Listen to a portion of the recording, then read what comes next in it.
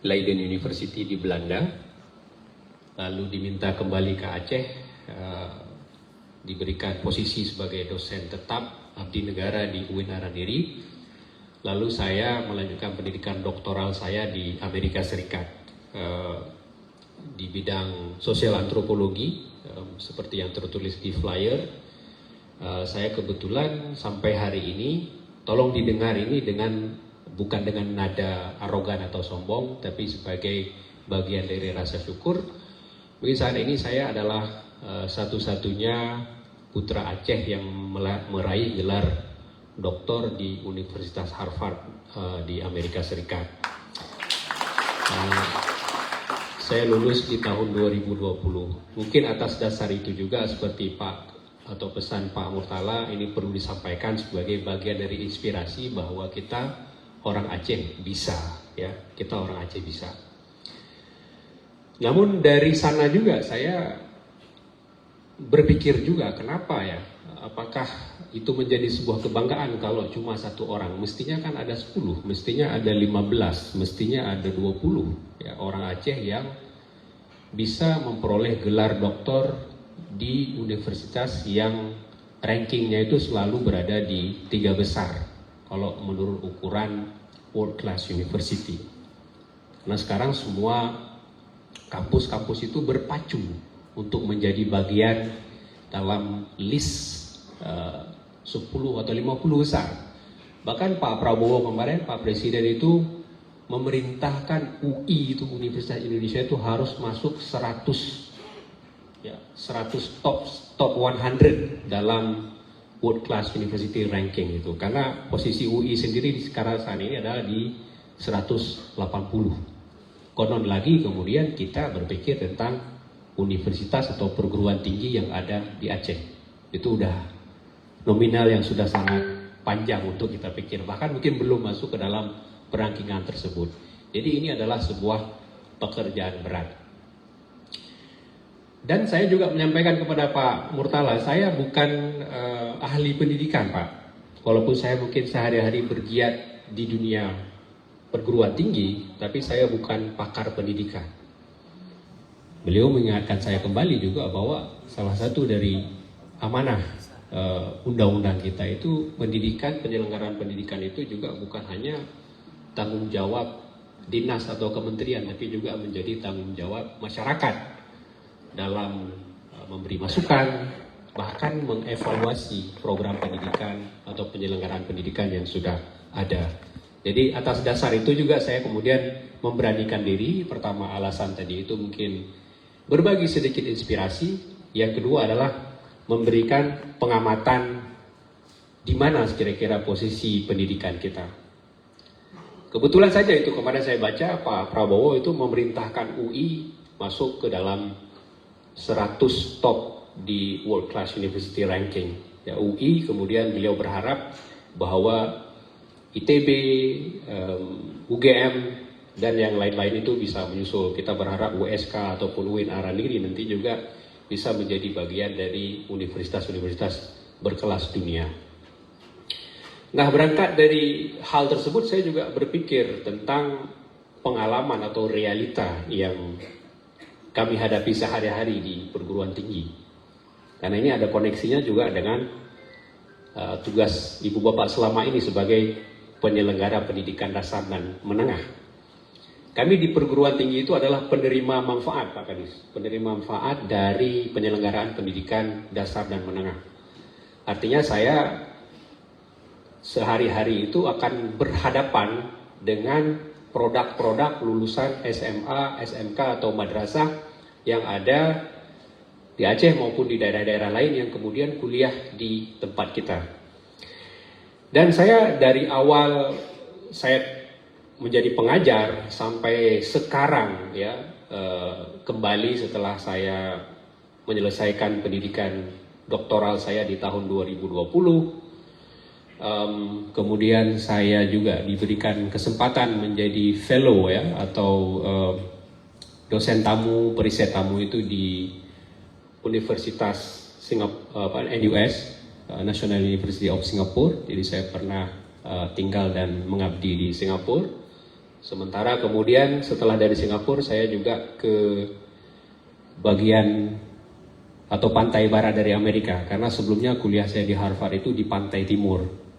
Dan selama kuliah itu hampir 6 atau 7 tahun saya menghabiskan waktu di Harvard. Saya belum pernah ke pantai barat Amerika.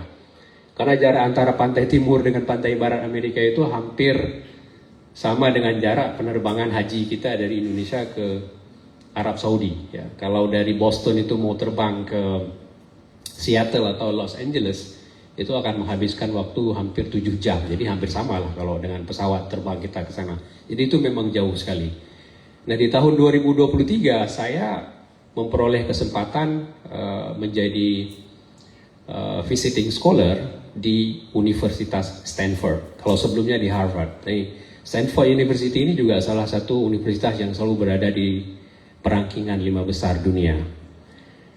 Nah, di Stanford ini kemudian saya memperoleh kesempatan juga ini berkenalan dengan orang Indonesia, ya, orang Indonesia yang dulunya seorang birokrat, mantan menteri perdagangan, namanya Bapak Gita Wirjawan. Jadi kami berbagi satu space office, ya, satu space kantor. Dan beliau sudah menghabiskan waktu, sebelum saya datang beliau sudah menghabiskan waktu hampir 1 tahun di Universitas Stanford itu, menjadi fellow, mengajar di sana, dan juga mengembangkan salah satu platform pendidikan yang beliau inisiasi di YouTube itu, namanya Endgame. Mungkin Bapak Ibu pernah menonton itu. Dan beliau selalu menampilkan tokoh-tokoh yang berpengaruh, ya, yang berpengaruh bagi pemikiran dunia itu di seluruh, yang gampang untuk beliau akses. Nah, berada di Stanford itu menjadi satu hub yang sangat penting bagi Pak Gita pada waktu itu untuk mewawancara orang-orang yang memiliki pengaruh besar di dalam tata pemikiran dunia hari ini, baik itu dalam hal sains, politik, dan hal-hal yang lain.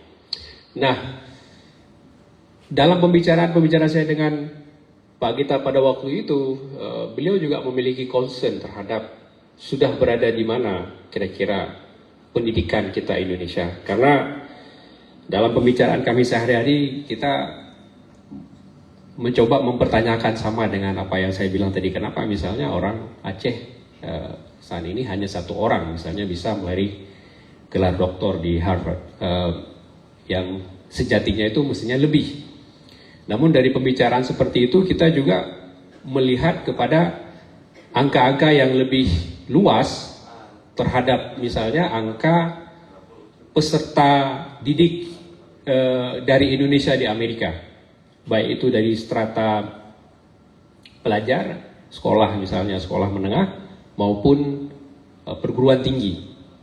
Nah, pada waktu itu kira-kira data mahasiswa Indonesia di Amerika itu sekitar 5.500 kalau kita bulatkan angkanya.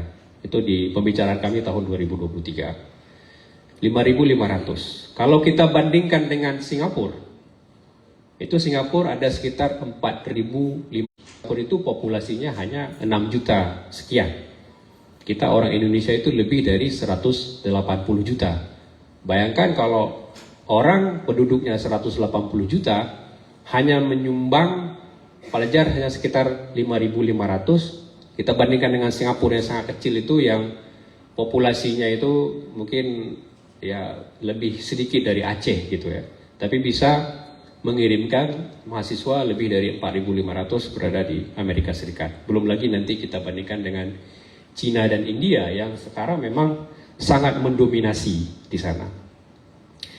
Dan dari gambaran seperti itu, kita kemudian melihat apa problem dasar, ya.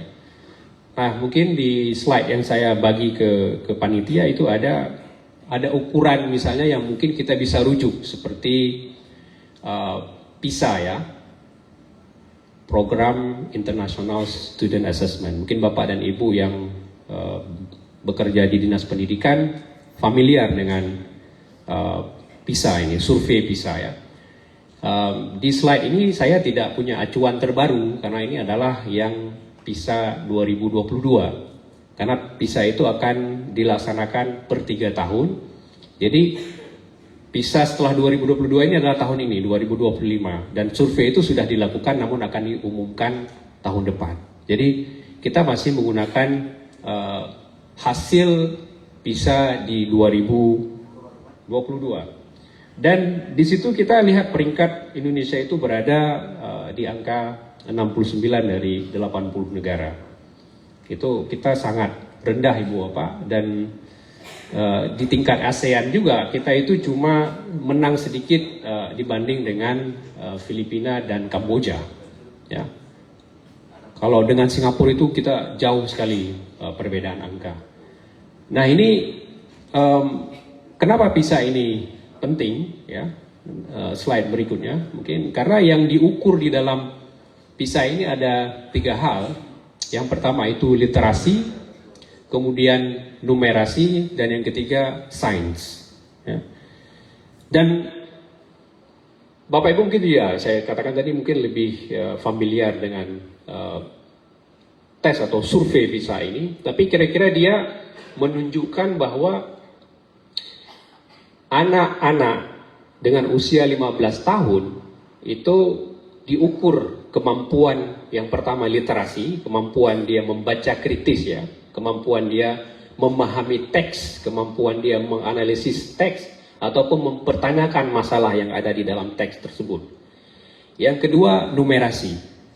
Ini cara berhitung ya, matematika dasar sebenarnya. Dan yang ketiga itu sains. Namun ketiga hal ini itu juga menjadikan acuan bagaimana memahami daya juang untuk belajar. Istilahnya itu minat belajar itu sampai kapan itu dimiliki oleh orang gitu. Karena minat belajar itu juga menjadi satu hal yang penting. Banyak masyarakat Indonesia itu menganggap bahwa belajar itu hanya selama periode dia berada di ruang belajar, di ruang sekolah misalnya, atau di ruang perguruan tinggi. Setelah itu selesai. Bapak Ibu mungkin saya dulu SMA lalu kuliah dapat ijazah, lalu merasa bahwa minat atau upaya untuk belajar itu udah selesai. Jadi nggak ada lagi yang belajar. Setelah dapat ijazah tidak ada yang belajar. Sudah dapat pekerjaan itu berarti untuk belajarnya itu udah selesai. Ya, proses belajarnya itu udah selesai gitu. Itu saya nggak mau uji, tapi kembali bertanya ke pribadi kita masing-masing. Apakah setelah menjadi pegawai dapat SK misalnya, atau apakah itu SK definitif, apakah itu SK honorer misalnya, proses belajar itu masih dilanjutkan. Tapi kebanyakan kita udah enggak. Saya mungkin kebetulan berada di perguruan tinggi, jadi memang harus belajar terus untuk mengupdate ilmu ya. Kalau enggak, bisa kalah dong sama mahasiswa. Tapi apakah motivasi dan pikiran yang sama itu dimiliki oleh Bapak Ibu yang bekerja sebagai penyelenggara pendidikan? Belum lagi kemudian tenaga pendidik, guru-guru kita itu jangan-jangan juga tidak lagi memiliki upaya atau keinginan untuk melanjutkan upaya pembelajaran tadi. Nah, skor PISA itu termasuk mengukur itu, dan mirisnya hanya 25% dari populasi Indonesia itu yang disurvei yang match dengan ekspektasi. Jadi kita memiliki angka yang sangat rendah. Nah ini tentu menggelisahkan. Apalagi misalnya kemudian kita mencoba menurunkan itu ke level yang lebih bukan rendah sebenarnya, tapi lebih kecil, seperti kehidupan kehidupan pendidikan kita di Provinsi Aceh. Apa yang kita sudah miliki? Nah, kalau misalnya di Aceh saja saat ini pengalaman atau realita kami di perguruan tinggi bisa dijadikan barometer, yang saya sebutkan tadi bahwa setiap hari saya berhadapan dengan mahasiswa yang merupakan produk dari pendidikan menengah yang dihasilkan ya secara umum dari sekolah-sekolah yang berada di Aceh. Dan saya bisa melihat problem yang disurvei di dalam PISA ini itu tergambarkan dalam interaksi kami sehari-hari. Ya, dominan sekali dalam interaksi saya dengan mahasiswa, mereka itu sangat kesulitan terkait dengan literasi. Jika kita mengassign atau memberikan tugas mereka membaca, itu mereka tidak memahami bahwa tugas membaca itu membutuhkan nalar kritis misalnya. Belum lagi kemudian kita meminta mereka mempresentasikan bacaan. Karena saya di bidang ilmu sosial. Nah, mungkin rekan-rekan saya yang di bidang sains itu juga memiliki masalah yang sama melihat kemampuan dasar numerasi mahasiswa. Itu terlihat, ya. Nah, kemudian potret besar ini kita harus juga melihat dengan konteks dunia yang global sekarang yang tidak sama lagi dengan konteks kehidupan kita 10 atau 20 tahun yang lalu. Keberadaan saya waktu itu di Stanford itu kebetulan lokasinya itu berada di region yang agak populer disebut Silicon Valley, ya. Jadi itu kawasan di mana korporat teknologi besar itu bermarkas. Ya, Google di situ, Apple di situ, Meta yang memproduksi platform media sosial seperti Instagram, Facebook itu ada di situ. Tidak terlalu jauh dari situ ada beberapa markas lain, SpaceX, yang walaupun mereka sekarang sudah pindah ke Texas, tapi banyak elemen-elemen yang ketika kita berbicara tentang high tech, teknologi tinggi itu berada di sana. Dan saya mengikuti begitu banyak simposium pada waktu itu tentang bagaimana efek dari teknologi informasi, revolusi teknologi informasi, adanya artificial intelligence, bahkan super artificial intelligence. Mungkin saat ini kita baru mengenal AI dan sudah dibuat demikian gaduh dengan AI tersebut. Belum lagi nanti generasi berikutnya tentang super artificial intelligence ini. Dan tidak ada lagi pikiran yang muncul di benak saya pada waktu itu, bagaimana kemudian kita yang hidup di tempat yang seperti ini, yang tidak memiliki fondasi pendidikan yang ketat, yang kita ini akan menjadi customer atau konsumen dari produk-produk teknologi tersebut dengan segala efek negatifnya. Karena literasi yang kita miliki itu tidak ada, kemampuan kita untuk menyaingi mereka, untuk menciptakan teknologi yang sama itu juga jauh sekali, ya, tertinggal hampir 100 tahun. Ini bagaimana kita mengatasinya? Ini menjadi satu kegelisahan tentu saja. Dan saya tidak tahu apakah apa yang saya sampaikan hari ini itu juga relate dengan kegelisahan ibu bapak sehari-hari. Saya sudah bilang kepada Pak Kadis, mungkin apa yang saya sampaikan ini sangat mengawang atau tinggi, tapi buat saya itu harus disampaikan. Karena itulah realitanya. Ya, itulah realita yang sekarang kita hadapi, ketertinggalan. Dan ketertinggalan ini membutuhkan satu lompatan yang radikal, lompatan yang besar. Tidak bisa dengan sistem yang sekarang ini kita jalankan.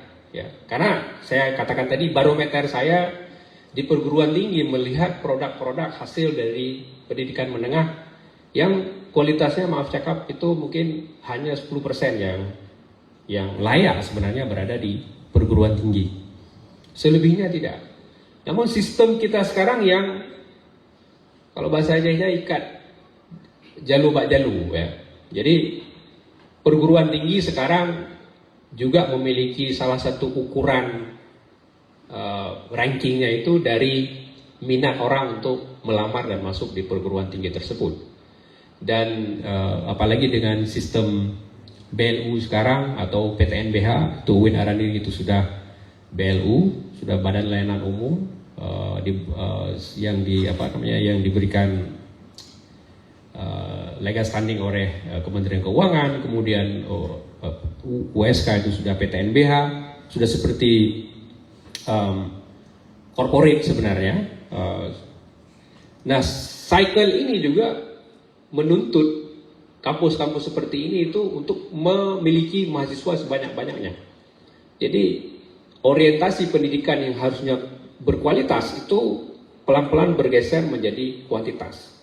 Jadi kalau saya katakan tadi kenapa hanya hampir 10% atau 15% yang berkualitas tapi kok bisa diterima semuanya, ya itu tadi, karena tuntutannya adalah kampus itu menerima mahasiswa, kampus itu sustain atau berjalan dengan uang kuliah yang dibayarkan oleh mahasiswa. Jadi semakin banyak mahasiswa yang diterima, ya semakin bisa berjalan operasional kampus dan segala macamnya. Nah kemudian ini diikuti dengan miskinnya upaya untuk keluar dari persoalan ini. Jadi semua orang, kita berada di dalam yang saya bilang tadi itu, saya hanya menemukan filosofi itu di dalam bahasa Aceh, lagi tak ikat jalu bak jalu. Jadi bagaimana kita menghentikan siklus ini? Dan saya sangat berharap bahwa ada upaya yang jauh radikal yang diinisiasi oleh penyelenggara pendidikan dasar dan menengah, sehingga kualitas yang kita benar-benar miliki di perguruan tinggi itu betul-betul memiliki daya saing. Nah ini tidak bisa santai, Ibu Bapak, tidak bisa pendidikan kita itu tidak bisa dengan pola saat ini. Saya harap Pak Kadis walaupun mungkin sedang meninggalkan ruangan tapi tetap mendengar bahwa ini penting ada upaya yang upaya yang mengakselerasi, ya. Kita tahu atau sering mendengar bahwa keistimewaan Aceh itu salah satunya adalah di bidang pendidikan. Dan secara nasional itu juga undang-undang menjamin bahwa 20% dari APBN itu harus dialokasikan kepada pendidikan. Walaupun kita semua juga kemudian melihat terutama sekarang dalam perbincangan tentang revisi UU Sisdiknas, ya, bahwa definisi dari dana pendidikan itu kemudian juga terlalu mengawang juga istilahnya, ya. Jadi orang tidak membedakan antara mana dana pendidikan, mana dana kedinasan pendidikan misalnya. Ada dana 20% itu peruntukannya itu mungkin hampir 80% bagi operasional dinas. Kemudian untuk kita mengejar kualitas pendidikan dengan sisa 20% lagi itu mungkin akan sulit. Jadi ya posisi kita akan sama seperti sekarang terus. Kita tidak akan berupaya mengejar ketertinggalan. Dari sana saya berpikir bahwa kalaupun ada yang bisa saya bagi dari pengalaman-pengalaman di mana saya pernah tinggal di negara-negara seperti Belanda, Singapura, dan Amerika, saya bisa mungkin mengembalikan atau merecall memori saya itu lebih fresh dari Singapura dan Amerika tentu saja. Karena kalau Belanda mungkin sudah agak terlalu lama dan mungkin pada waktu itu perhatian saya belum terlalu juga intens terhadap dunia pendidikan. Nah, Singapura misalnya, mereka negara yang betul-betul memiliki upaya strategis, ya, dan mereka berinvestasi besar terhadap dunia pendidikan tersebut. Sampai saat ini mungkin Singapura bukan negara yang menghasilkan peraih Nobel. Ya, kita belum melihat list dari para penerima Nobel di bidang sains maupun hal-hal lain itu dari Singapura. Tapi Singapura itu berani mengalokasikan dan menginvestasikan, mengambil para peraih Nobel itu untuk bekerja di Singapura. Jadi di NUS misalnya atau di NTU itu ada orang-orang yang menerima Nobel dan mereka itu berani ambil, mereka gaji besar dan mereka sediakan dana penelitian yang besar sehingga orang-orang seperti itu mau menetap dan mengajar di Singapura. Kita tidak mungkin membandingkan antara Aceh dan Singapura karena ini tidak apple to apple. Tapi kalau ada inspirasi dari apa yang mereka lakukan, seperti pengaruh utamaan sekarang pendidikan kepada STEM itu, science, teknologi, engineering, dan maths, ya, itu adalah upaya mereka itu untuk tetap keep up dengan perkembangan dunia global. Nah, apakah kemudian kita, kalau saya tadi menyatakan bahwa kita butuh langkah radikal, berani tidak misalnya keistimewaan kita di dalam bidang pendidikan ini memang betul-betul difokuskan untuk mencoba merekayasa satu upaya menghasilkan mutu dan kualitas pendidikan yang betul-betul berdaya saing global. Dan ini saya katakan sekali lagi berkali-kali itu tidak mungkin dengan pola konvensional atau pola gradual yang selama ini sudah kita lakukan. Harus ada pemikiran baru, harus ada upaya baru dari pengambil kebijakan di Aceh, dari Bapak Gubernur sampai kemudian penyelenggara pendidikan seperti kedinasan seperti ini, memikirkan satu langkah yang radikal. Ya, kalau di nasional itu ada PSN, Proyek Strategis Nasional. Kenapa misalnya di Aceh itu tidak dipikirkan satu proyek strategis pendidikan Aceh, ya, di mana ada satu pilot, kalau bisa sebenarnya semua, karena pendidikan itu kalau filosofi yang saya pahami itu pendidikan itu harus merata, pendidikan itu tidak boleh ada ketimpangan, pendidikan itu tidak boleh diskriminatif. Tapi di dalam realita harapan ideal tersebut itu mungkin sulit dilaksanakan. Namun untuk menuju ke sana mungkin kita perlu pilot project seperti tadi.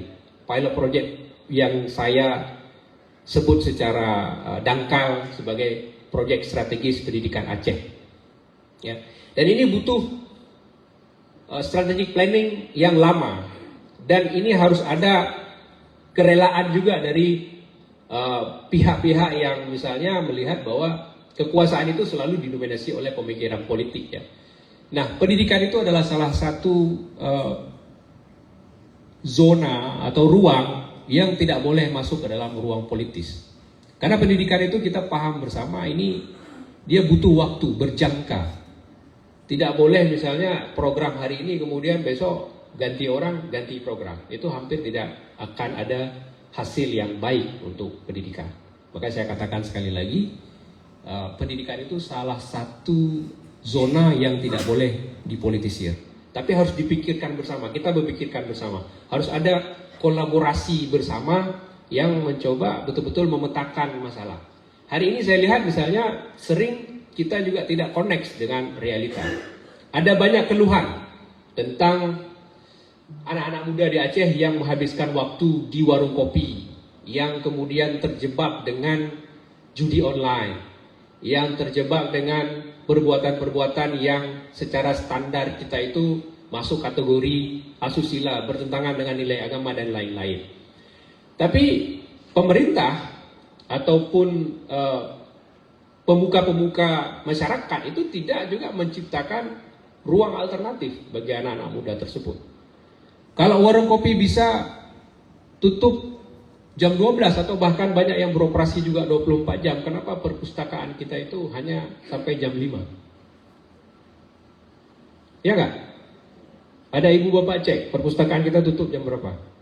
Jam 5. Ya, jam 5. Hampir tidak ada perpustakaan yang buka sampai malam. Ini berbeda sekali dengan kondisi yang saya alami ketika berada di negara-negara yang saya sebut tadi.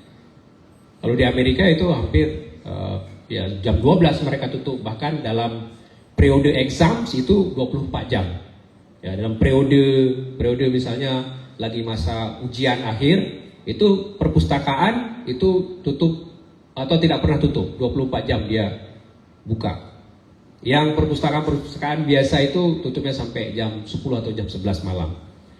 Nah, di kita tidak ada itu. Nah, penting makanya saya bilang itu menjadi bagian dari upaya radikal kita. Upaya ini perlu kolaborasi. Kalau mungkin perpustakaan, ibu bapak menganggap itu sudah ada dinas yang mengurusnya, itu ada dinas arsip dan perpustakaan. Tapi ini perlu koordinasi, perlu kolaborasi yang strategik untuk berpikir masalah ini. Bagaimana kita mengatasi pergeseran minat belajar itu ke hal-hal yang seperti tadi ada nongkrong di warung kopi, berbicara hal-hal yang tidak penting, kemudian terjebak dengan judi online atau yang mengisi konten-konten di media sosial. Itu sudah semua kita lihat, semua kita nonton ya, apa konten yang populer di Aceh itu rata-rata adalah konten-konten yang sama sekali tidak memuat pendidikan.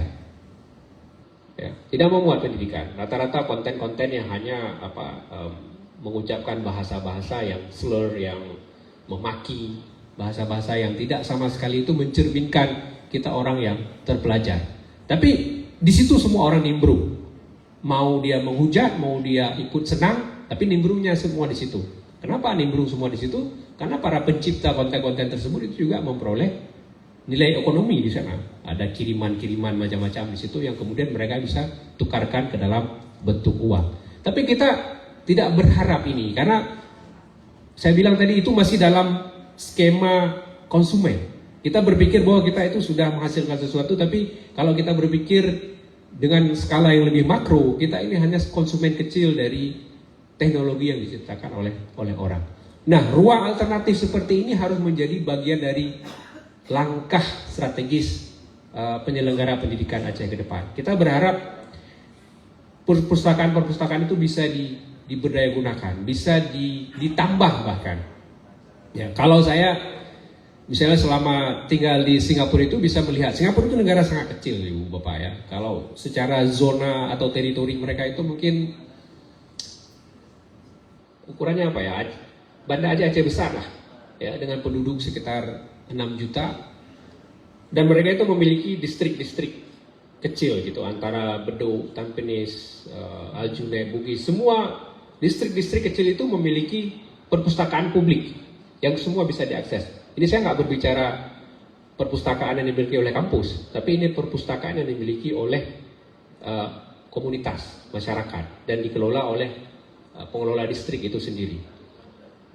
Dan ini harus menjadi pemikiran Pak Gubernur, Pak Kades Pendidikan itu harus berkoordinasi dengan wilayah-wilayah tadi itu. Tidak hanya bicara dengan kabupaten kota, tapi juga ke tingkat kecamatan. Dan kita juga harus merancang buku-buku apa yang disediakan. Karena harus sampai ke sana cara melihatnya, harus sampai ke sana upaya radikalnya. Survei yang dilakukan oleh Pak Gita dan kawan-kawan di Endgame itu melihat buku-buku apa saja yang dipinjam oleh orang di perpustakaan nasional misalnya. Karena itu punya korelasi dengan cara berpikir bangsa kita, Ibu Bapak. Ya. Dan yang dominan buku yang dipinjam itu adalah buku-buku tentang ilmu sosial, ilmu hukum, ilmu ekonomi. Sementara ilmu terapan, sejarah dan filsafat itu di bawah 1%. Ya. Yang banyak itu adalah hukum, ilmu sosial, ekonomi. Ya. Maka ini juga mungkin mencerminkan perilaku keseharian masyarakat Indonesia gitu. Kita ribut terus tentang masalah regulasi hukum, walaupun tidak ada yang betul-betul bicara tentang penegakan hukumnya, tapi konten hukumnya saja yang selalu dipeributkan. Kemudian banyak yang menjadi pengamat ekonomi, tapi bukan pelaku ekonomi. Begitu juga hal-hal yang lain. Jadi sementara yang terapan yang seharusnya tadi itu menjadi pelaku itu kita singkirkan. Sejarah itu juga orang kita itu berbicara tentang sejarah, tapi tidak ada yang mau menekuni sejarah itu secara saintifik, secara ilmiah. Nah, ini tentu mengingatkan kita di Aceh gitu. Orang Aceh itu kan sandarannya selalu sejarah. Apapun kita tanya itu hampir jawabannya itu common gitu ya, universal. Dari mana makanan ini? Oh, ini sudah ada sejak zaman Iskandar Muda. Dari mana tarian ini? Ini sudah ada sejak zaman Iskandar Muda. Dari mana upacara ini? Ini sudah ada sejak zaman Iskandar Muda. Jadi jawabannya itu sangat gampang gitu, tanpa ada upaya untuk menguji. Kita akan berbicara Aceh yang besar, Aceh yang memberikan pengaruh bagi Asia Tenggara. Tapi sampai sekarang kita tanya di mana letak kerajaan Aceh, tidak ada upaya untuk melakukan penggalian arkeologi dan segala macam untuk menunjukkan di mana tempat yang tepat, di mana istana Kesultanan Aceh itu berada. Tidak ada, Ibu Bapak. Di mana kuburan Sultan Iskandar Muda? Tidak ada kesepakatan. Jadi berbicara sejarah tapi tidak ada upaya untuk mempelajari sejarah secara ilmiah. Kemudian konon lagi filsafat, ya, hampir tidak ada orang Aceh sekarang yang menjadi filsuf. Sementara filsafat ini menjadi pondasi yang sangat besar, pondasi yang sangat penting bagi pendidikan. Jadi berfilsafat bukan hanya bertengkar ya tentang hal-hal yang menurut sebagian orang itu remeh-temeh, bukan seperti itu. Filsafat itu adalah kemampuan bertanya, kemampuan mempertanyakan keadaan, tapi sesuatu yang kontekstual dengan zamannya.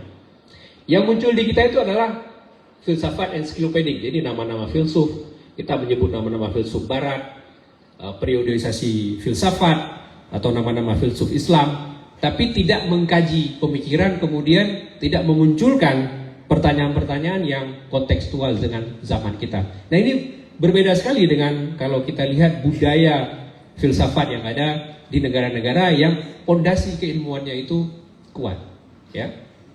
Itu memiliki tradisi dan sejarah panjang yang akan memunculkan satu hasil yang terlihat. Nah, Singapura adalah negara yang baru.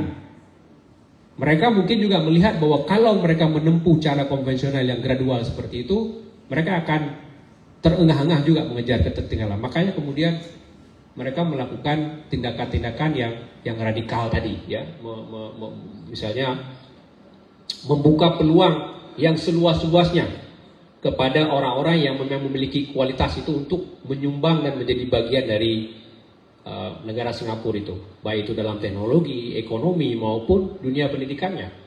Nah, kalau kita mencoba mengurutkan sedikit lebih kecil tentang apa yang sedang kita khidmati hari ini tentang pendidikan, saya pikir itu harus ada upaya dari pemerintah Aceh itu untuk melihat kembali, ya, bagaimana penyelenggaraan pendidikan hari ini itu belum betul-betul menghasilkan pendidikan yang berkualitas. Kita senantiasa berbicara output, Ibu Bapak. Kalau output saya pikir itu sudah cukup terukur, ya. Kalau berbicara output itu berbicara gedung, bicara aparatus penyelenggara pendidikan. Tentu kita punya guru, punya pengawas, punya dinas, punya cabang dinas, punya gedung, punya penjamin mutu dan segala macamnya. Itu adalah output. Itu bekerja sesuai dengan operasionalnya. Artinya barang itu ada. Tapi bagaimana kualitas itu bisa kita pertanggungjawabkan ke publik, itu adalah domainnya outcome. Dan ini mungkin yang belum kita mampu munculkan. Ini perlu sekali lagi kita melihat gerak atau kecenderungan dunia pendidikan dunia ini yang disebut kualitas dan mutunya itu ada di mana. Kita semua punya, saya pikir, ya, secara istilah, ya. Kalaupun ada kekeliruan dari saya, memang karena saya bukan bagian dari penyelenggara pendidikan. Tapi secara umum saya lihat itu semua ada. Secara struktur kita sudah kita miliki semua. Tapi kualitasnya itu ya bagaimana kemudian kita pacu. Orang akan berbicara juga kualitas guru tentu saja penting. Kualitas kurikulum tentu saja penting. Tapi ada pembicaraan juga mana yang harus didahulukan. Apakah kita perlu guru yang berkualitas atau kurikulum yang berkualitas. Dan kedua hal ini sebenarnya bukan hal yang perlu dipertanyakan siapa mendahului apa.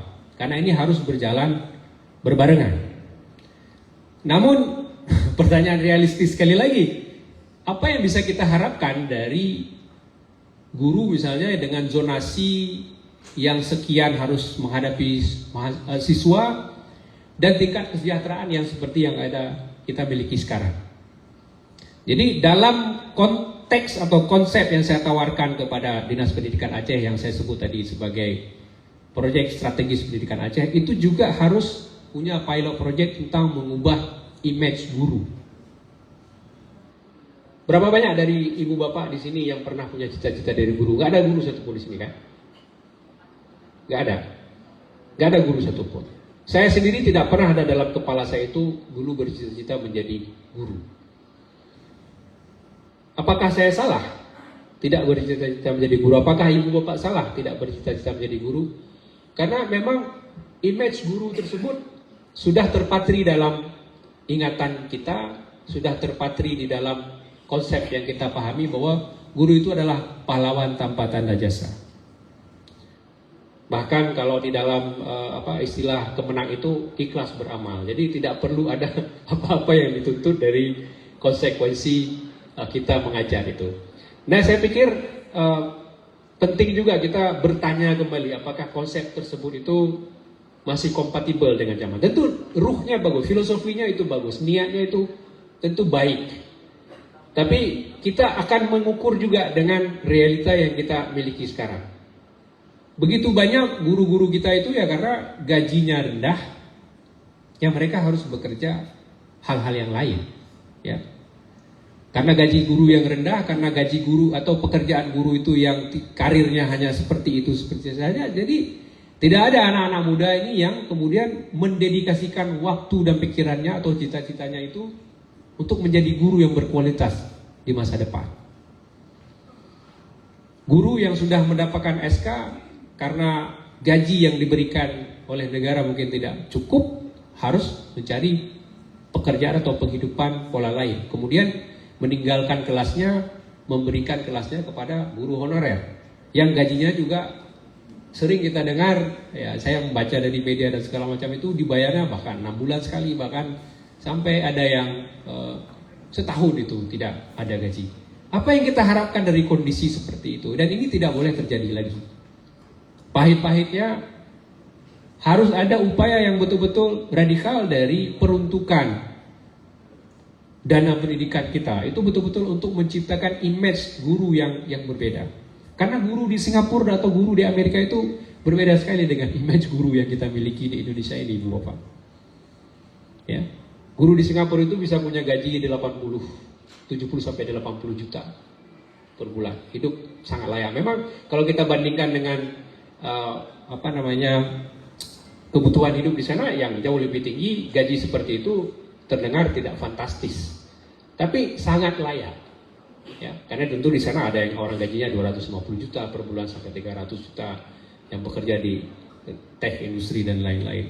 Tapi gaji seperti itu sangat layak. Di kita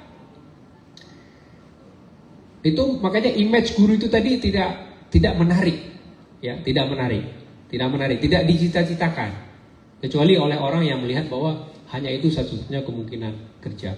Nah ini harus ada upaya radikal mengubah image guru, menuntut guru berkualitas, harus pada saat bersamaan juga memberikan insentif yang layak kepada guru. Ya. Kemudian kalau gurunya sudah baik, sudah sejahtera, sudah bisa betul-betul mengaplikasikan kurikulum yang advance, maka insya Allah kita akan lihat hasilnya. Tapi sekali lagi yang saya katakan tadi di awal, bahwa pendidikan ini adalah sesuatu yang harus dilakukan secara maraton juga gitu. Tidak boleh berubah-ubah dalam waktu yang singkat, apalagi dipengaruhi oleh kebijakan-kebijakan politik misalnya. Jadi siapapun gubernurnya, siapapun kepala dinasnya, tapi rencana strategis pendidikan itu harus bisa dijalankan terus secara berkesinambungan. Nah, kemudian apa lagi? Kita juga harus membudayakan kompetisi. Ini yang juga saya lihat, ya, membudayakan kompetisi di sekolah-sekolah. Produk tadi yang kami terima di perguruan tinggi yang sama sekali tidak memiliki motivasi untuk berkompetisi, saya pikir juga adalah bagian dari realita pendidikan menengah kita selama ini. Jadi tidak termotivasi, ya, untuk mengikuti olimpiade kah, baik olimpiade fisik maupun olimpiade pemikiran, olimpiade matematika, olimpiade kimia dan lain-lain. Itu harus dibiasakan. Lagi-lagi saya meminta kepada Dinas Pendidikan itu untuk mengalokasikan adanya, apakah itu annual olimpiade, ya, setiap tahun misalnya yang harus diselenggarakan. Jadi daripada ada banyak kegiatan-kegiatan seremonial yang mungkin berguna tapi tidak terlalu radikal menyumbang untuk rencana perubahan pendidikan tadi, itu harus dipikir juga penting sekali adanya olimpiade yang bukan hanya menjadi inisiasi sekolah-sekolah. Saya tahu sekolah-sekolah tertentu itu menyelenggarakan olimpiade, tapi ini harus menjadi inisiasi dari pemerintah melalui Dinas Pendidikan. Karena itu akan sangat berbanding lurus dengan hasil, Ibu Bapak. Kalau Ibu Bapak melihat kenapa dominan sekali orang India dan orang Cina sekarang berada di Amerika dan Eropa dalam pertama dimulai dari mereka mengokupasi universitas-universitas bergengsi, lalu kemudian dilanjutkan mereka mengokupasi posisi-posisi penting di korporasi-korporasi besar di Amerika maupun di Eropa, itu karena mereka dari awal itu sisi kompetitifnya itu sudah dibentuk dari adanya perlombaan-perlombaan dan olimpiade-olimpiade yang diinisiasi di negara tersebut, ataupun mereka mengirimkan peserta ketika olimpiade itu ada di luar negeri misalnya. Dan ini belum menjadi budaya di kita, ya. Budaya karena saya lihat juga orang kita itu tidak siap apabila ada perlombaan, tidak siap kalah gitu ya, tidak siap, belum berbicara tentang kemenangan, untuk kalah juga tidak siap. Padahal setiap perlombaan itu juga selain kita meraih kemenangan juga mengajarkan kekalahan. Nah, kekalahan ini, fail ini juga selalu sangat penting untuk saya ya. Saya melihat dari psikologi saya sebagai seorang dosen, karena setiap kita menggagalkan nilai mahasiswa, sebenarnya itu adalah satu upaya untuk mengajarkan kehidupan kepada mahasiswa ataupun pelajar. Bukan berarti kemudian kita killer, bukan berarti kita kemudian semena-mena. Tapi juga bahwa tidak semua hal itu bisa sukses kalau tidak melalui satu proses dan upaya kerja keras. Tapi sekarang mindset, karena tidak sering ada perlombaan, tidak sering digagalkan dari pendidikan dasar dan menengah, di kampus mereka hanya selalu berupaya untuk trading nilai, ya, berupaya untuk bawa atau berasumsi bahwa pada akhirnya semua orang akan lulus, karena kampus atau universitas itu butuh juga akreditasi, butuh mahasiswa-mahasiswa atau tingkat kelulusan yang tinggi. Nah, kalau hal seperti ini terus-menerus kita biarkan, maka juga jangan pernah kita mengucapkan lagi ya kosakata keistimewaan pendidikan di Aceh, karena ini adalah hal yang sangat krusial dan harus kita pikirkan bersama. Dan tentu saja beberapa program yang saya juga melihat atau membaca sudah dilaksanakan oleh Dinas Pendidikan Aceh, itu sangat baik ya. Namun penting sekali akselerasi, sekali lagi ya, tentang SMK misalnya. Bagaimana SMK itu bisa juga memiliki keterkaitan dengan zonasi mereka maupun potensi wilayah mereka. Tidak mungkin misalnya program SMK yang ada di Sabang itu sama dengan apa yang ada di Takengon misalnya.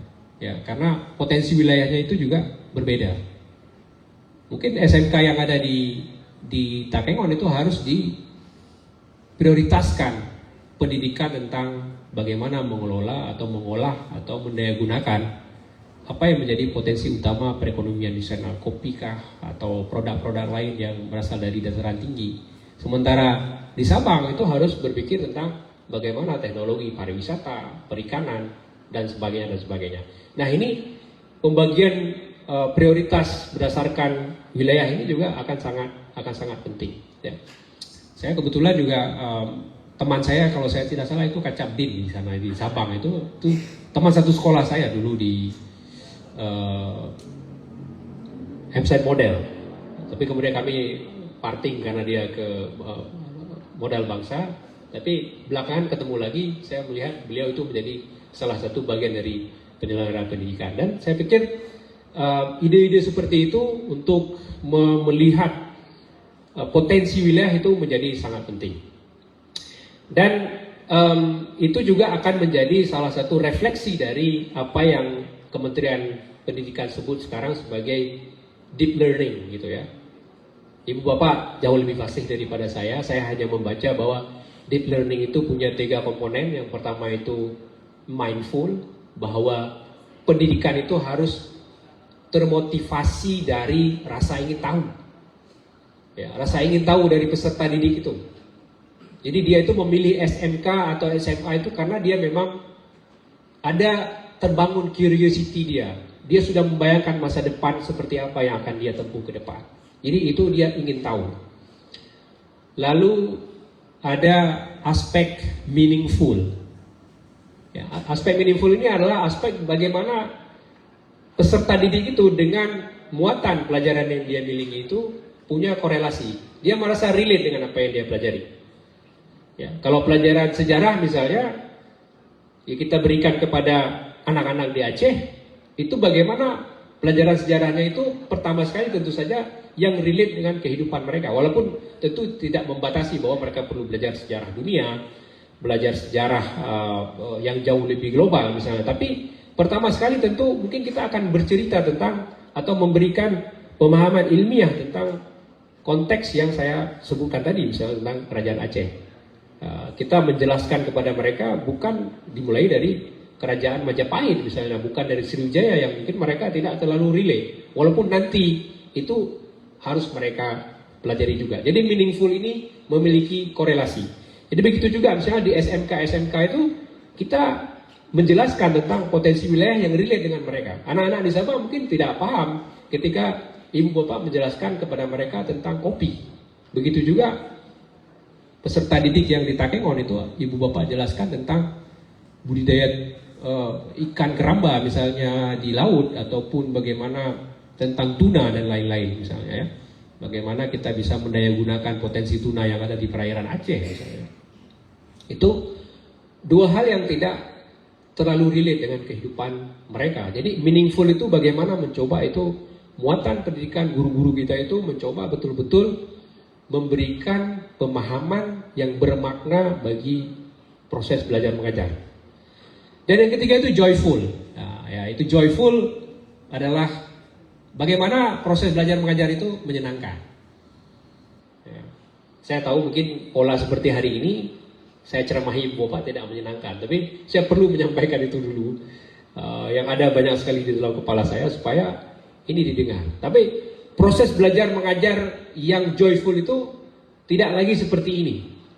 Tapi manfaatkan ruang-ruang yang ada, manfaatkan platform yang ada, manfaatkan alat peraga yang ada, sehingga peserta didik itu betul-betul menikmati proses belajar mengajar itu. Dan itu harus muncul dari daya kreativitas, harus muncul dari motivasi guru-guru kita.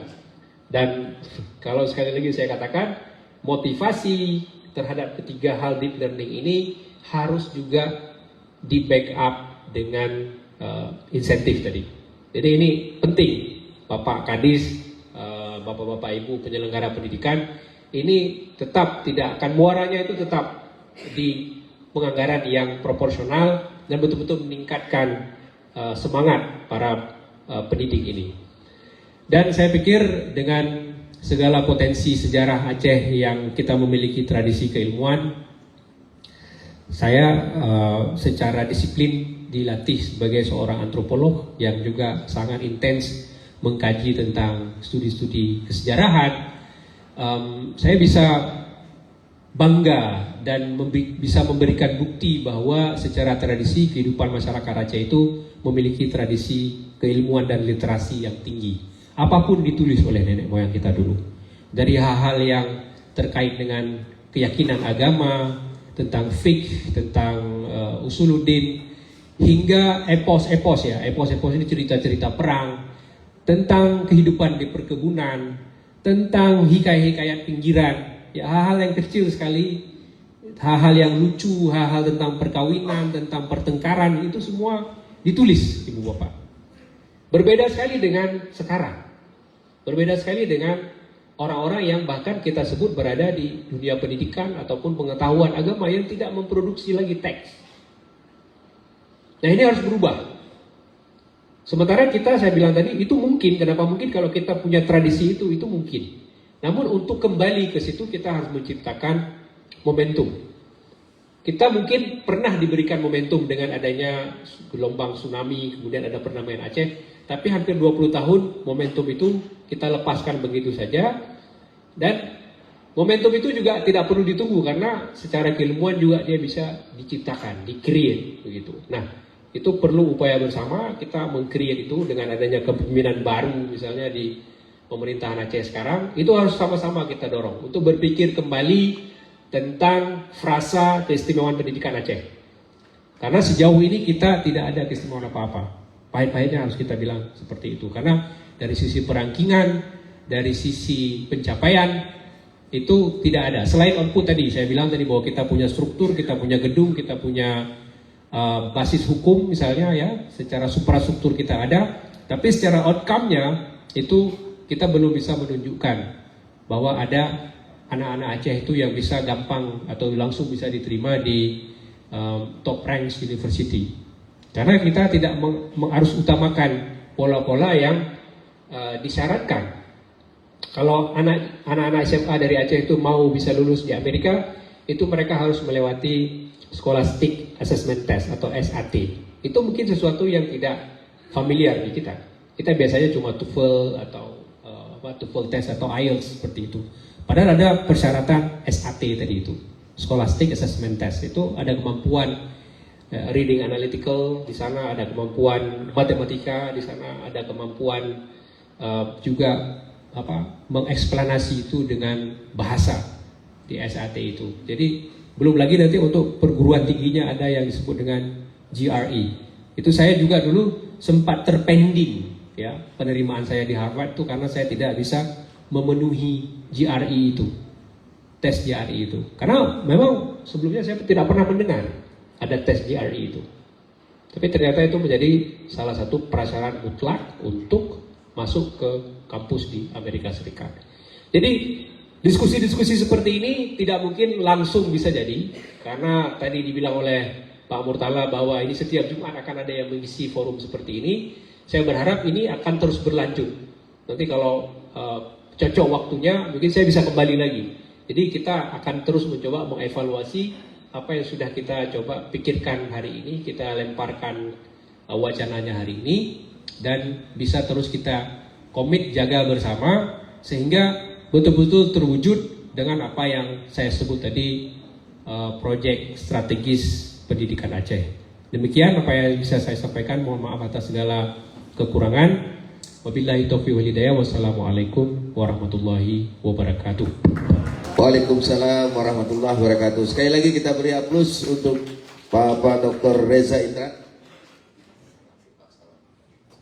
Baik, barangkali ada beberapa hal menjadi momen penting terkait berangkat dari posisi kita bahwa keistimewaan kita sampai ketika ditetapkan melalui Undang-Undang Pemerintah Republik Indonesia 1949 dan selanjutnya berdasarkan revisi daripada kewenangan pemerintah daerah, dan sampai hari ini masih hanya sebatas catatan sejarah yang tadi sudah dikemukakan banyak hal. Contoh kecil saja, apa potensi daerah yang selama ini yang ratusan tahun yang lalu telah dimiliki oleh Aceh, provinsi yang paling ujung di pulau Sumatera dan peta Indonesia, dan sampai hari ini kita belum bisa membuktikan sejauh mana sudah kita di mana posisi kita, sehingga hari ini sangat tepat dalam sharing session kita setiap Jumat yang disampaikan dan mengangkat sebuah tema pertanyaan besar, di mana kita. Jadi sehingga hari ini menjadi PR besar bagi kita, dan hendaknya kepada teman-teman kita hari ini, mari sama-sama kita membuka diri sebagaimana kebiasaan-kebiasaan kita sudah menjadi sebuah habit, di mana staf atau dinas pendidikan, mari kita sama-sama kita merubah habit kita atau kebiasaan-kebiasaan kita. Selama ini kita adalah orang yang berada di garda terdepan. Kita melayani sejumlah user, yaitu sekolah-sekolah yang hari ini di bawah kewenangan, baik itu melalui cabang dinas maupun di dinas pendidikan yang dikontrol oleh sub bidang masing-masing, baik itu bidang SMA dan PKLK, kemudian bidang SMK maupun juga bidang sarana dan prasarana. Oleh karenanya hari ini melalui sharing session ini Dr. Reza Indra telah banyak menyampaikan beberapa hal penting, dan memang tepat sekali Pak Reza, di mana disampaikan tadi kita perlu adanya sebuah langkah yang dibutuhkan dalam era kepemimpinan yang baru ini untuk diberikan sebuah langkah-langkah radikal dan terstruktur untuk mengubah bagaimana paradigma pendidikan yang ada di Provinsi Aceh yang kita cintai ini. Oleh karenanya sekali lagi mari sama-sama kita apresiasi yang tinggi kepada Bapak Dr. Reza Indra, dan sekaligus barangkali teman-teman kita, sekali lagi kami mengajak Bapak Ibu sekalian untuk Jumat depan mohon sama-sama kita mengkhususkan diri kita untuk hadir bersama-sama di ruangan ini, khususnya untuk para staf yang melaksanakan pelayanan pendidikan, di mana hari ini Bapak Kepala Dinas Pendidikan kita telah mengubah image, karena pelayanan pendidikan kita ada di sekolah. Beliau selalu membiasakan sejak dini hari sudah berada di sekolah, melihat bagaimana sih perwajahan sekolah, bagaimana sih kebiasaan-kebiasaan kehidupan di sekolah, sehingga kita ketahui apa yang dibutuhkan di sekolah, apa yang sedang berlangsung di sekolah. Oleh karenanya kami juga berharap kepada Bapak Ibu semua staf yang hari ini hadir di sini, mari sama-sama kita tingkatkan semangat kita dalam rangka meningkatkan layanan pendidikan. Agar tidak satu arah, barangkali banyak hal tadi sudah disampaikan terkait mulai daripada pencapaian visa kita di secara Indonesia, negara Indonesia, kemudian pencapaian daripada tata kelola pendidikan kita secara Aceh di Indonesia, di mana angka serapan anak tidak sekolah juga belum begitu menggembirakan. Kemudian begitu juga analisis rentan putus sekolah juga belum begitu menggembirakan. Dan begitu juga tata kelola termasuk tadi SMK yang disampaikan, padahal kita sudah lakukan re-engineering, mendekatkan sekolah-sekolah dengan dunia industri yang ada, tapi barangkali masih ada miss di dalam tata kelola pendidikan kita. Tata kelola pendidikan termasuk kita ada di dalamnya menjadi garda terdepan untuk bisa memberikan pelayanan pendidikan. Sekali lagi aplaus dan terima kasih kepada Bapak Dr. Reza Indra dan Bapak Kepala Dinas tadi bersama-sama juga sembari hari ini telah melakukan banyak hal kegiatan sejak pagi tadi di SMA 5, kemudian beliau mendampingi kita di sini. Di sela-sela waktunya beliau juga memberikan penguatan tentang tata kelola manajemen BOS. Dan hari ini kembali lagi, pada saat ini juga kembali lagi di sini, dan banyak tugas-tugas dan hal-hal yang beliau lakukan. Kita doakan bersama selalu dalam keadaan sehat dan insya Allah mudah-mudahan terus cepat definitif Pak, bisa didefinitifkan di sini. Kemudian selanjutnya kepada teman-teman, mari kita berikan berbagi sharing. Silakan kami berikan kesempatan kepada Bapak Ibu para staf. Karena sesungguhnya Pak Reza banyak ya 2 pertanyaan ya maksimal, jadi 1 pertanyaan dari ibu-ibu, 1 pertanyaan dari bapak-bapak. Dipersilakan. Yang pertama dari Pak Jo dulu, silakan.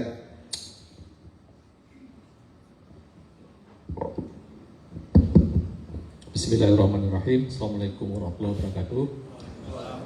Yang saya hormati Pak Reza, Pak Kadis, Pak Kabid, barangkali ini hanya sharing saja Pak, ya, dan tepat sekali apa yang sudah Bapak sampaikan tadi. Ada beberapa hal,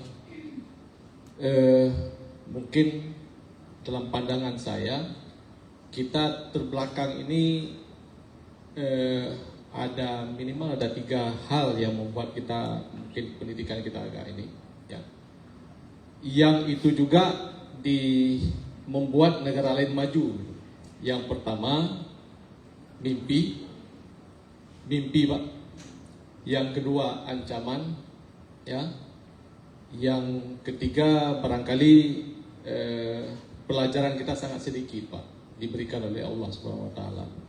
Oke, baik. Yang pertama mungkin ancaman dulu Pak, ya, karena suatu negara itu akan berkembang kalau ancamannya berat. Ya, katakanlah Jepang itu kalau misalnya mereka tidak maju seperti itu, tsunami menghantam mereka terus menerus itu, ya, badai, ya. Dan jadi karena ancaman itu mereka harus survive, ya. Kemudian kalau kita lihat lagi Singapura itu negara kecil Pak, tapi ancamannya banyak, ya, mungkin dari Malaysia, negara tetangganya, Filipina dan sebagainya. Jadi kalau mereka negara yang kecil, mereka tidak punya pengetahuan yang bagus, tidak punya teknologi yang bagus, tidak punya kekayaan yang bagus, ya tentu ini akan menjadi ancaman, akan dibully oleh negara lain. Ambil contoh lain mungkin Israel Pak, ya, Israel juga demikian. Mereka di tengah-tengah negara-negara Arab itu, mereka cuma negara kecil yang dari zaman dulu mereka sudah dibully habis-habisan lah. Ya mungkin karena kita orang Islam, kita tentu mendukung Islam gitu. Nah, tetapi kita harus berdiri di 2 sisi. Nah, mereka itu karena terancam sehingga mereka harus punya teknologi yang bagus. Mereka harus belajar. Mereka harus punya sains yang bagus. Kemudian kita lihat Bapak sudah lama di Amerika. Nah, Amerika juga demikian, mereka punya ambisi. Ambisinya apa? Harus menjadi nomor satu. Ya, make America great again gitu. Ya. Jadi itu ambisi yang luar biasa. Ya, mereka juga punya ancaman sebenarnya. Ada negara Rusia, ada negara Cina. Nah, jadi mereka harus menjadi nomor satu. Ya. Ambisi mereka berikutnya apa? Ya, kalau kita masih memikirkan bagaimana membeli tanah di sekitar kita, mereka ambisinya membeli bulan, mereka mau ngasih bulan. Suatu saat bulan itu akan dikapling-kapling, dijual ke negara lain gitu. Nah, jadi mereka perlu sains. Nah, Mars juga demikian. Nah, jadi masing-masing negara ini kita lihat ada ancaman, ada impian. Arab juga sekarang sudah punya mimpi. Mereka ingin menjadi negara yang besar juga, negara maju. Mereka membangun bangunan yang megah-megah gitu. Nah, kita kembali ke Aceh, Pak. Nah, Aceh ini Bapak sampaikan tadi itu seusia saya ini Pak baru satu pengalaman hidup yang luar biasa diberikan Allah. Tsunami kemarin itu. Yaitu pada saat itu saya lihat Aceh akan maju karena sudah diberikan pelajaran sedikit. Ya, kalau enggak terlena Pak di warung kopi Bapak sampaikan tadi. Ya. Nah, jadi sangat sedikit ancaman kita. Nah, yang bergairah sedikit kemarin itu waktu kita ribut dengan Medan, plat BL dengan BK gitu. Nah, jadi itu agak bergairah sedikit. Sampai-sampai Pak Gubernur saya baca kemarin itu, jangan sampai telur pun kita bergantung dari Medan. Nah, insya Allah saya pikir kalau misalnya persaingan kita dengan Medan ini kita pacu terus, bersaing terus, ya saya pikir kita akan maju Pak. Nah, jadi selama ini anak-anak kita itu datang dari kampung. Ya, kita pun dari kampung, Pak Kadis juga dari kampung. Ya, kenapa beliau atau kita ini bisa sampai di Banda Aceh ini? Saya pikir karena kita juga ingin maju. Kita punya ancaman tersendiri sebenarnya. Ya, ancamannya apa? Ancamannya kemiskinan. Ya, kemiskinan itu sebenarnya bagi orang-orang tertentu itu adalah komoditas yang bisa dijual. Yang setiap tahun atau setiap 5 tahun itu dijual oleh orang-orang. Jadi kita ingin keluar dari kemiskinan supaya tidak jadi komoditas itu. Nah, jadi yang di kampung-kampung itu dari SD, SMP itu kebanyakan di desa-desa.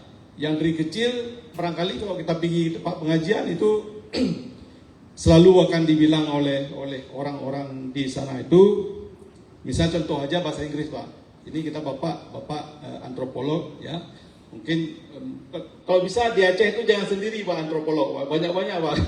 Kalau bisa 23 kabupaten kota itu ada satu orang antropolog. Kenapa? Karena itulah yang menghapus mindset tadi itu. Contohnya bahasa Inggris itu kalau tanya di kampung-kampung itu bahasa kafir Pak. Ya, nggak mau anak-anak itu bahasa Inggris. Sementara ujian-ujian yang Bapak sebutkan tadi itu semua bahasa Inggris. Nah, yang berikutnya adalah doktrin-doktrin di mana itu ilmu dunia semua itu. Yang penting kita masuk surga. Yang kita pelajari adalah agama saja. Enggak perlu itu ilmu-ilmu biologi, fisika, kimia itu. Ya, itu dunia manduman. Nah, jadi perlu antropolog kayak Bapak itu minimal saya pikir satu kabupaten kota satu orang untuk menghapus itu semuanya. Tantangan kita yang radikal itu besar Pak. Nah, itu mungkin sekilas yang Bapak sebutkan tadi itu ya minimal kalau saya berharap itu ancamannya kita harus banyak dulu baru barangkali kita bisa hidup. Ya Aceh tenang saja. Contoh misalnya orang malas sekalipun itu hidup di Aceh bisa hidup ya. Yang penting misalnya beli ada satu batang pepaya ya yang sudah masak itu, tidak perlu tanam berikutnya, ambil buah itu, potong, belah, ambil biji, lempar-lempar, tumbuh juga. Betul teman-teman semua. Jadi saya pikir kita tidak ada ancaman. Ya, jadi bagusnya kita punya ancaman dulu nih Pak, supaya kita bisa maju. Baru kita punya impian seperti Pak Kadis sampaikan di pertemuan yang lalu itu, kita harus punya impian dulu. Nah, jadi 3 hal ini kalau kita berhasil menghapus, ya kita berhasil mengkampanyekan, insya Allah Aceh, insya Allah saya pikir akan maju ke depannya. Baik, demikian. Assalamualaikum warahmatullahi wabarakatuh.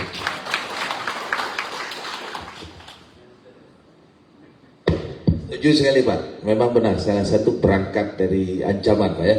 Ya barangkali tadi saran dan masukan terkait dari sejumlah hal-hal tantangan yang harus kita lewati dan ini menjadi sebuah stimulus atau motivasi agar kita bergerak menjadi lebih baik. Barangkali satu lagi Pak, sekalian dari ibu-ibu. Baik, sambil menunggu barangkali kita minta tanggapan dari Bapak Dr. Reza. Baik, terima kasih Pak Jul. Pak Jul ya namanya tadi ya. Bapak mengingatkan saya kepada hal itu juga. Memang 100% saya setuju dengan 3 hal itu. Bahwa salah satu prasyarat untuk kita menjadi yang terdepan harus ada ketiga komponen itu. Pertama mimpi, kemudian ancaman. Yang ketiga apa tadi Pak? Doktrin. Adanya ya mungkin tidak ada bahasa lain, doktrin memang adanya kepercayaan terhadap sesuatu sehingga itu bisa dijalankan. Ya kita contohkan kalau komponen doktrin itu ada di Cina misalnya ataupun Singapura tadi. Namun ada juga negara yang pendidikannya itu baik, maju tanpa kedua hal. Yang ada mungkin ancaman, tapi ancaman karena lokasi mereka tinggal saja, yaitu ancaman cuaca. Finlandia misalnya, pasti Finlandia ini sering dirujuk ya Pak, sebagai acuan negara yang memiliki penyelenggaraan pendidikan yang bagus. Ya karena faktor cuaca itu penting memang.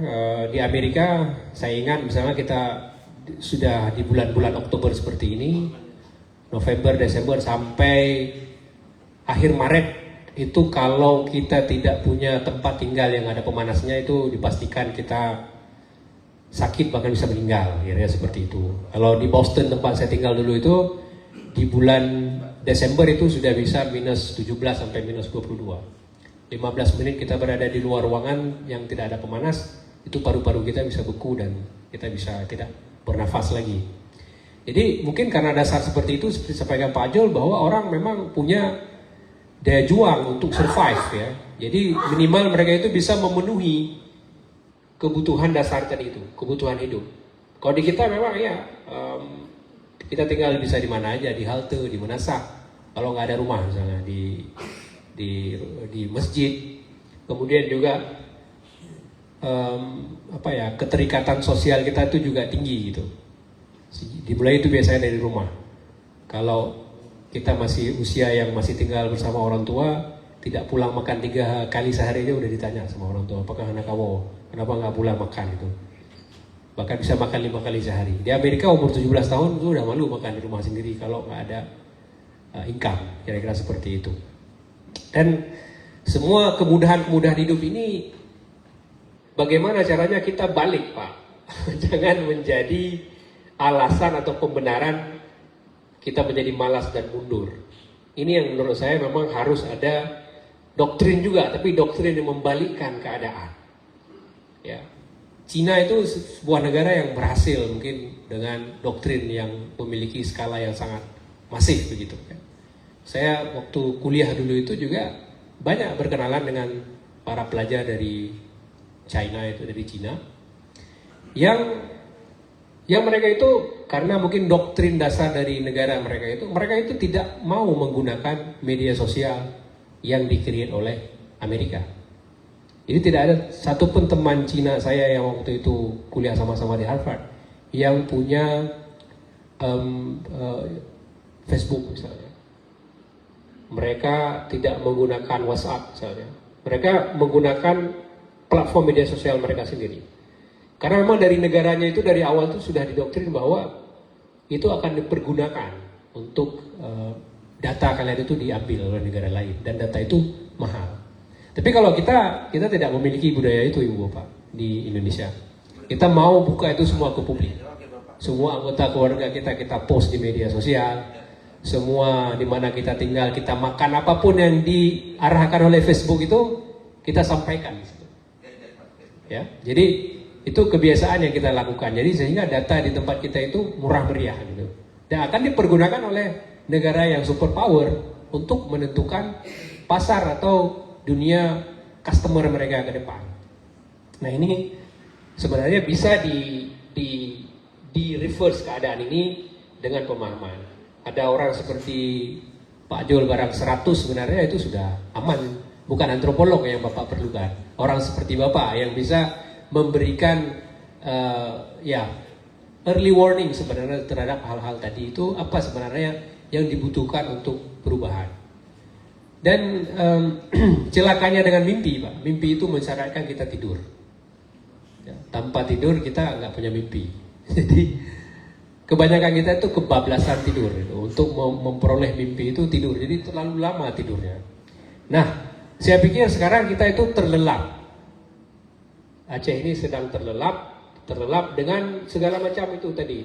Pak moderator tadi menyebut ada janji-janji dari tahun 49 sampai sekarang itu yang frasanya saja kemudian kita lafalkan.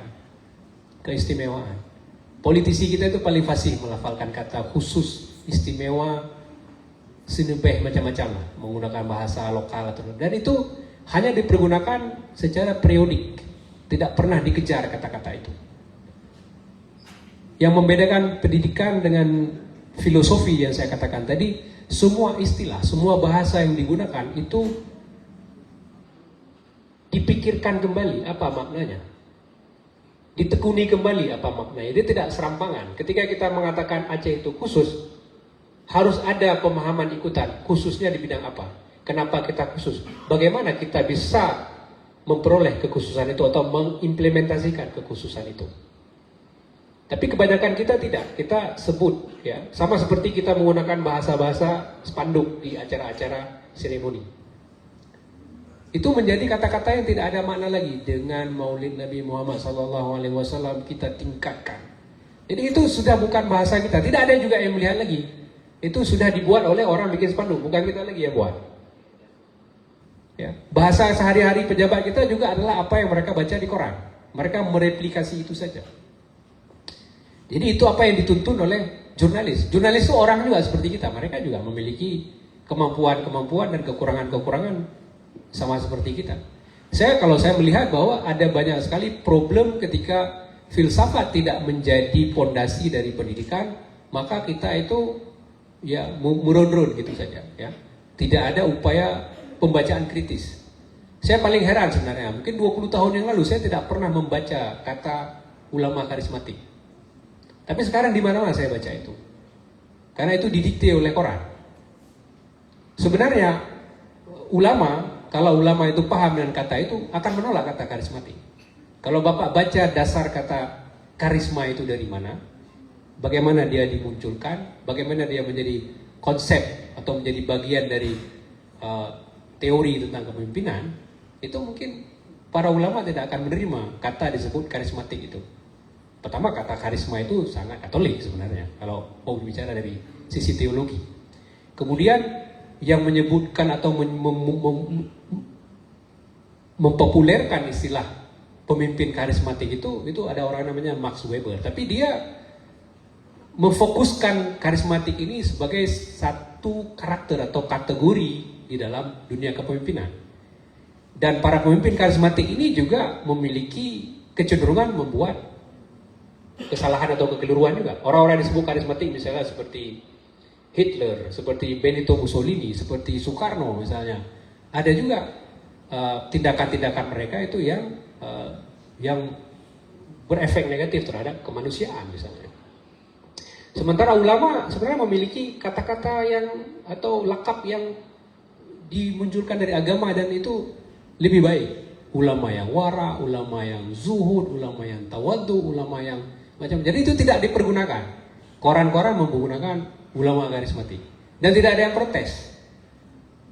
Karena biasanya itu dipakai untuk pemimpin karismatik. Tapi pemimpin ini ya karena dia mengurus urusan yang sangat duniawi dan segala macam. Ya orang seperti Stalin bisa membunuh 20 juta orang seperti Hitler atau Benito Mussolini misalnya. Karisma ini adalah sesuatu yang dianggap bahwa mereka itu bisa menghipnotis. Siapa yang tidak terhipnotis dengan pidato Soekarno misalnya? Siapa yang tidak terhipnotis dengan pidato Hitler misalnya? Siapa yang tidak terhipnotis dengan apa yang Benito Mussolini sampaikan misalnya? Tapi di kita karena kata-kata itu sudah dipakai, kemudian ya dipakai saja, tidak ada yang mengejar, tidak ada yang mengejar lagi mempertanyakan itu secara kritis misalnya. Kalau ada teman-teman wartawan, saya akan bilang tolong kalau untuk ulama jangan dipakai kata itu, pemimpin boleh, tapi untuk ulama pakailah kata-kata yang memang ada di dalam terminologi keislaman. Ulama yang wara, ulama yang zuhud, ulama atau banyak istilah-istilah lain yang memang menggambarkan kualitas keilmuan agama Islam begitu. Dan ini salah satu contoh paling kecil misalnya tentang pentingnya filsafat. Filsafat itu juga mempelajari bahasa, asal kata. Kembali ke tadi itu, khusus, istimewa, lex spesialis, ini sering sekali diucapkan tapi tidak dikejar maknanya. Keistimewaan pendidikan Aceh itu apa? Tidak dikejar. Apa saja istimewaannya? Kalau cuma alokasi 20% dari dana pendidikan, nasional juga seperti itu. Ya Pak ya? Apa kemudian keistimewaan? Oh ada majelis misalnya, ada majelis pendidikan Aceh, ada kemudian dana abadi pendidikan. Tapi apakah kemudian itu betul-betul bisa diutilize? Betul-betul bisa didaya gunakan untuk memunculkan outcome yang saya sebut tadi? Ya, apakah betul-betul dan MPA itu, Majelis Pendidikan Aceh itu berkoordinasi, berkontribusi, bersinergi langsung dengan Dinas Pendidikan sehingga memunculkan outcome yang saya sebut tadi? Apakah peruntukan dana abadi pendidikan itu betul-betul bisa didaya gunakan untuk mengenergize yang kita sebut tadi proyek strategis pendidikan Aceh misalnya? Bisa nggak dana? Kalau belakangan saya baca itu dana itu ngendap. Saya nggak tahu ini ada beberapa posting di media sosial, kalau ini memang bisa dipercaya, dana itu ngendap aja di bank. Jadi orang cuma ngambil depositonya. Nah kalau yang menjadi bagian dari langkah radikal tadi, ini harus dipikirkan bersama peruntukannya seperti apa, sementara problem-problem tadi Pak Kabit sampaikan. Ya, ada yang nggak bisa dibayar kah, ada yang macam-macam lah, yang kira-kira itu semua menyumbang kepada turunnya kualitas dan mutu pendidikan kita. Nah ini harus menjadi diskusi yang maraton Bapak. Minggu depan mungkin walaupun pembicaranya lain, itu harus lagi dibicarakan sehingga ini menjadi satu mindset baru, ya, menjadi satu pemikiran baru, menjadi satu cakrawala baru yang kita perbincangkan terus-menerus sehingga betul-betul bisa membawa perubahan. Demikian Bapak. Mungkin itu saja Pak, karena saya mohon maaf Ibu Bapak, terima kasih atas perhatiannya. Kebetulan ada kunjungan dari Hakim MK 2 orang hari ini Pak yang akan ke kampus saya, dan saya diperintahkan oleh Pak Rektor untuk menjemputnya sebentar lagi ke airport. Jadi terima kasih atas waktu dan kesempatan yang Bapak Ibu berikan. Ini silaturahmi yang baik bagi saya. Alhamdulillah bisa kenal Bapak Ibu Pak, dan ke depan mungkin ada kesempatan lain. Alhamdulillah saya akan sangat senang dan bisa bertemu lagi. Terima kasih Bapak Moderator dan Bapak-Bapak yang sudah bertanya. Billahi taufiq wal hidayah. Wassalamualaikum warahmatullahi wabarakatuh. Baik, terima kasih. Sekali lagi kita beri aplaus bersama dan terima kasih kepada Dr. Reza Indra.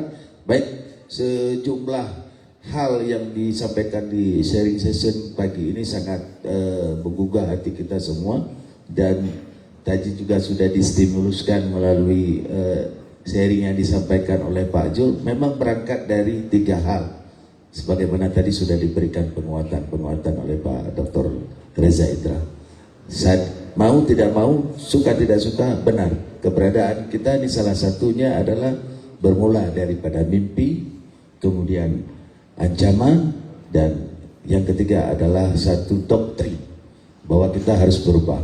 Tapi hari ini kita masih dimiliki oleh person per person, bukan dalam sebuah unit kapasitas pekerjaan. Mari sama-sama kita create hari ini, kita jadikan 3 hal itu menjadi sebuah dasar pemikiran kita secara bersama, di paling tidak dalam satu sub bidang kita bersama-sama, kemudian menjadi hal wadah dalam satu SKPA kita bersama, sehingga visi misi pimpinan kita hari ini sangat bagus tertuang di dalam sebuah RPJM. Dan hari ini kita dibutuhkan untuk langkah-langkah konkret sebagaimana yang disampaikan tadi. Mari sama-sama kita ambil sisi positif di mana dalam season yang sangat berharga ini, dan mari mulai dari hari ini kita berangkat untuk menuju sebuah perubahan yang lebih baik. Sekali lagi kita beri aplaus untuk Bapak Dr. Reza Indra. Mungkin Bapak bersama-sama biar ada Itu kita mungkin foto bersama dari depan teman-teman kita sebelum meninggalkan ruangan, dan setelah sesi ini kembali ke aktivitas kita kembali di tempat semula. Dan catatan untuk minggu depan mohon kita sama-sama bisa hadir dan mengajak teman-teman kita yang hari ini mungkin belum bisa berhadir. Sekian, Assalamualaikum warahmatullahi wabarakatuh.